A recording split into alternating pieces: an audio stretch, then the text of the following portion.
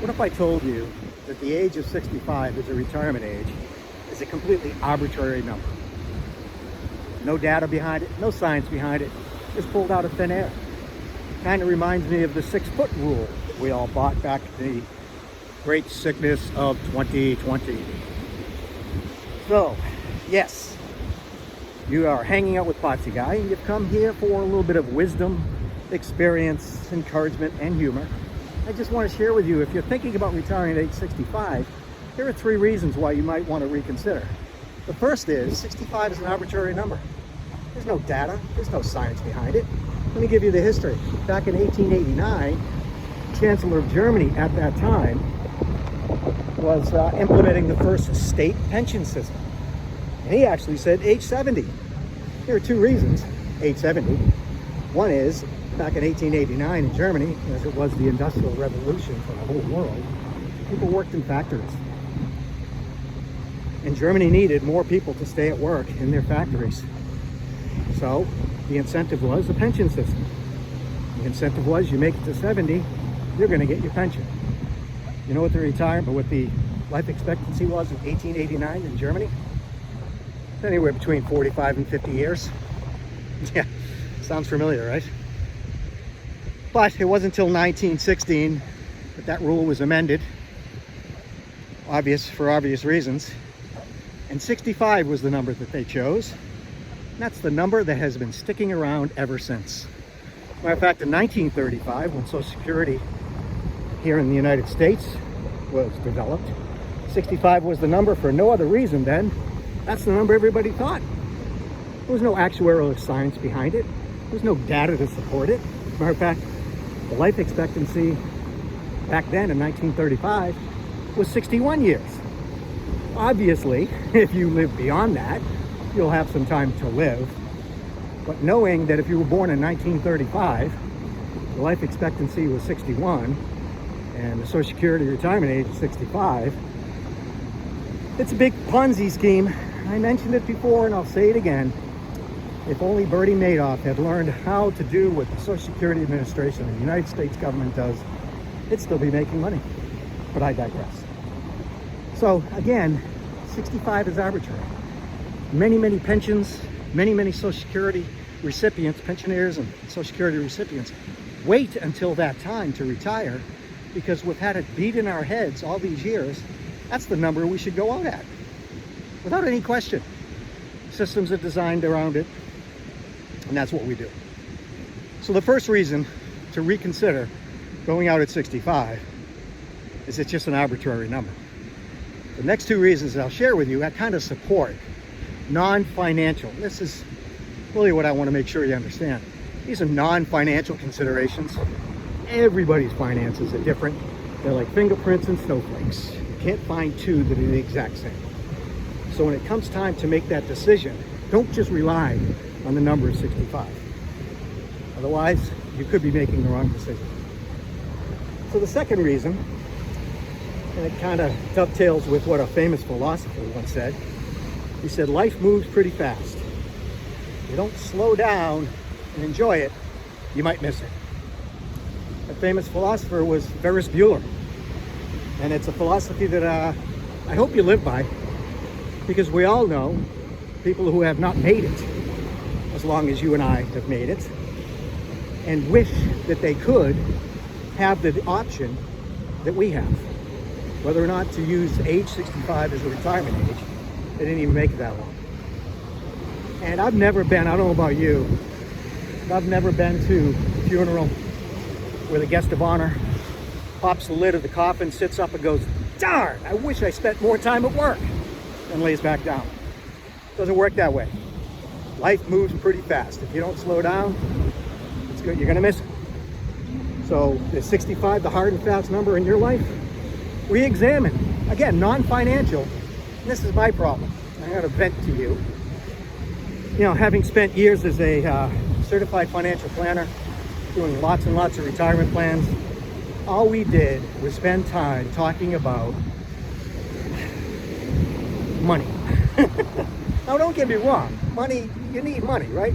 I grew up and I ran my household and my business as using money as a means to the end, not the end itself. But unfortunately, many of us now consider money as the end. So we'll go out to our retirement planners. They'll pull up a fancy program, put in all kinds of arbitrary numbers like expected inflation rate, expected return, variance of return, sequence of returns, yada, yada, yada. And then they'll tell you what is the likelihood that you'll have a successful retirement. You leave the office, have a heart attack, and drop dead. Ha! How'd that work out for you?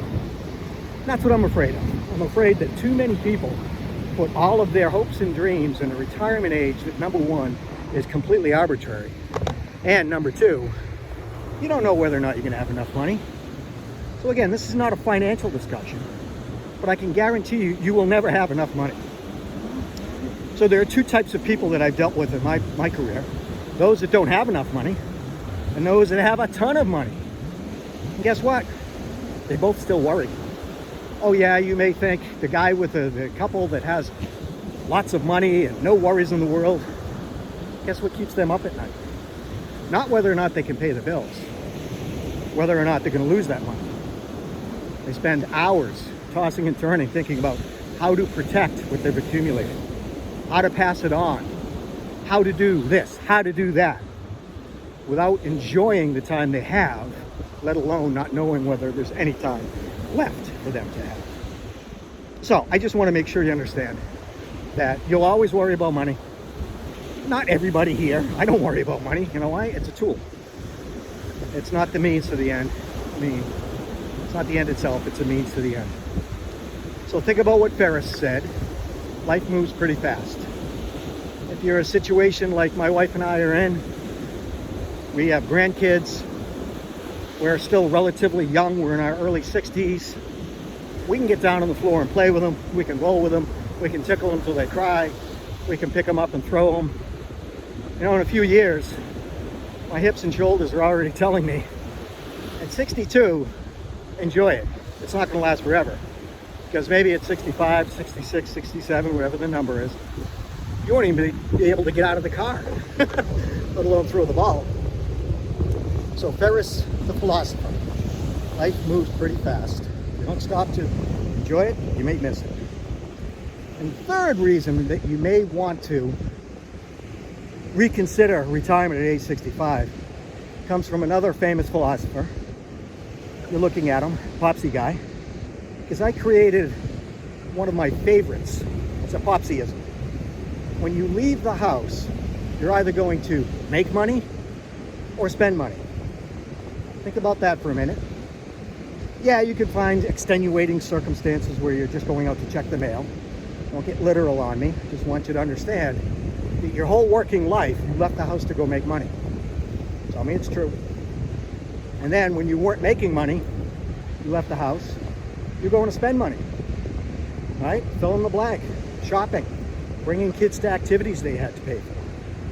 Going on vacation, going to see friends, dining out, yada, yada, yada, the list goes on. But really, when you leave the house, you're either going to make money or spend money. With that in mind, and in my experience as a financial planner, we do have a tendency to spend a lot of money when we first retire because we're so excited to do the things that we weren't able to do while we were locked up in our job that, let's not kid each other. If you're in your early 60s and you're thinking you want to wait till 65 or 67, my guess is you'll look me right in the eye and say, but I love my job. I don't want to leave. Then as soon as we turn away, you ask for forgiveness because you just lied to me. There aren't that many people in their early 60s. There are some, I'm not going to argue that. But not a lot of people in their early 60s who've been with the same company for a number of years or even have joined a new company that love their job. The work may be satisfying, the work may be gratifying, but you know what comes with that? Drama. The people. And it's my guess, without knowing you, but knowing who you are, that the people that you work with are not your age. They're younger than you. Some by 10, some by 20, some by 30, and yes, even some by 40 years younger than you. So what does that mean? It means that the way you work and the way they work is completely different. And you struggle to fit in, you put on the smile, then you realize that the company that you're with is being run by a bunch of people that have no idea who you are, what you can do, what value you bring. And as is being talked about in the financial press and on YouTube ad nauseum, layoffs are coming. Layoffs are here. I don't care how good you are at your job. If you're in that older category, my guess is you're in the higher pay group, you're going to be topping the list for the cut. That's just the reality.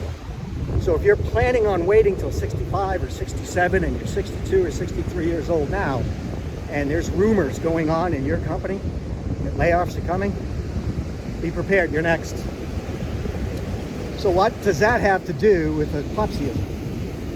Well, be prepared for that is all I'm saying. You've spent your whole life leaving the house to make money. Now, once the notice comes and you get your severance, whatever it is, 2 weeks, 2 months, a year, doesn't matter. And then you're too young for the pension system that they created, and you have your heart set on retiring at 67 because that's full retirement age. Go back to rule number 2. Life moves pretty fast. And you may miss it because you're so worried about what the right thing to do is. You know the right thing to do. You do. It's in your heart. Your financial planner will tell you, okay, you've got an 88% chance of success. You've got 100%. What does it matter? It really matters is whether or not you mentally, physically, spiritually, not financially, socially, if you're prepared for the change in your life and you're looking forward to it. Most of us, including myself, we didn't choose to retire. We lose a job, the company gets shut down, you get your final paycheck, and then all of a sudden you're like, okay, now what do I do? Those of you with a nest egg, those of you with money to fall back on, congratulations, that's the money you're going to use to hold you together until you do decide to either take Social Security or tap into your retirement plan. That's why I'm an advocate, if these things are going to happen to you and you don't have a huge nest egg, is to look into taking an early Social Security. Yeah, I know. That's the stupidest thing you could ever say. You need to wait. If you wait till your full retirement age, you get $500 a month more. I know all of that. But guess what? 5 years from now, I'll be 67. What's $500 a month going to do for me? I can make that now delivering pizza. And I love it. I've shared with you before that that's what I do. I don't do side hustles. I have a part-time job. I deliver pizza. I can make $500 in a week. So making up the difference between what you will lose by waiting is not that difficult. Lastly, and again, I'll wrap this up because I don't want you to fall asleep, is that there's some notions out there on the internet and YouTube especially that says you have to wait till 67. You can't go out any earlier. You should do whatever you can to prepare and just suck it up, buttercup, because if you lose your job, no one else is going to hire you. The second part of that, I believe, is true. The first part of that is I don't believe is true. And again, go back to my visual of going to a funeral where the coffin pops open and the guest of honor says, dang, I wish I spent more time at work. So when you retire and there's not an active income coming in from employment, you've got a little bit of money stashed aside, maybe you take an early Social Security, go find yourself a part-time job. You've got wisdom, you've got experience, you show up. And I'm telling you from real life experience, my wife and I both work in environments where we are easily 30, 35 years older than the next oldest person in where we work. And the excuses are like armpits. Everyone has one and they stink. Well, the excuses that some of these people have for not showing up to work, for coming in late, for sitting in the corner on their phone when there's work to be done, it'll blow your mind. They need people like you and I to go in there, keep our mouths shut, not get involved with the drama, get the work done, collect the paycheck, go home and play with the grandkids. That's what I'm advocating, while you can. While you don't need help getting out of the couch. While your 7-year-old grandson still wants to hang out with you and learn all about the new Sonic movie, which I know nothing about, but I'm going to have to learn. Playing catch, doing all the things that you want to do if you've got grandchildren. Or even being there to help out your newly married adult children as they figure life out. Those are the things you should be thinking about right now. Those don't cost you anything. Maybe a little travel expense, but that's about it. But what you're going to get in return by taking the time to spend with family that you love that you spent your whole life working to provide for, I can't tell you, there's no money value that I can put on that. So hopefully you found this somewhat encouraging. Don't listen to the naysayers and the doom speakers that saying you've got to wait to this age, you've got to do this because that company will do this for you, the company will do that for you. If you've been around as long as Popsie guy's been around, the company will continue on long after you're gone. Your cubicle, your office, that thing will be emptied before you even get to the parking lot and get in your car, and they will completely forget that you ever existed. Trust me on that. The friends that you have at work, if you're lucky, maybe 6 months to a year, you still have some texting with. After that, you've got nothing in common. There's nothing long lasting in those relationships more often than not. But put the money and the work into lasting relationships. I talked about that in my video about what I would tell my 17-year-old self. And I'm telling you now, and you're older than 17, put your time and effort into making the relationships that really matter with your friends, with your God, with your kids, with your family. Put the time and money into that investment, and you'll be so happy with it. Well, thanks for sticking out. I hope that you enjoyed this video. If you did, please give it a like. Certainly subscribe. You can use your support there. Leave a comment. Tell me if you think that those 3 reasons make any sense.